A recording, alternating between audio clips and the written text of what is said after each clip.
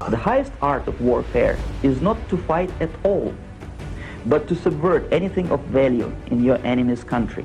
आप कभी भी एक कॉमन फैक्टर हम आपको बताते हैं, पीटीआई हो या पीटीएम हो या जेयूआई हो, ये तीन बड़ी पॉलिटिकल पावर्स जो हैं इस वक्त सूबे के अंदर, इनमें से कोई भी कभी टीटीपी के खिलाफ बात नहीं करेगा। ये आप नोट करेंगे ये बात। मैं इब्ने गद्दार का बेटा हूं। आप मुझे ये बताएं कि ये जो दहशतगर्दी के खिलाफ जंग है, इससे अगर आप फौज को निकाल दें और आप कहें जी फौज हम नहीं देखना चाहते उनको, तो इसका मुकाबला कौन करेगा? सिर्फ पुलिस?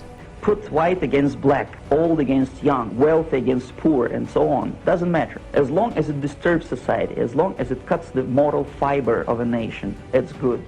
इनमें से कोई एक कभी ये नहीं कहेगा कि पाकिस्तान में दहशतगर्दी टीटीपी करवा रही है। हम तो गद्दार हैं। हम तो सब कहते हैं हिंदुस्तान के तकसीम के खिलाफ थे। आज बात हो जाए 77 साल बाद कि तकसीम हिंदुस्तान का फायदा कितना हुआ है, नुकसान कितना हुआ है। When everything is subverted, when the country is disoriented and confused, and then you just take this country.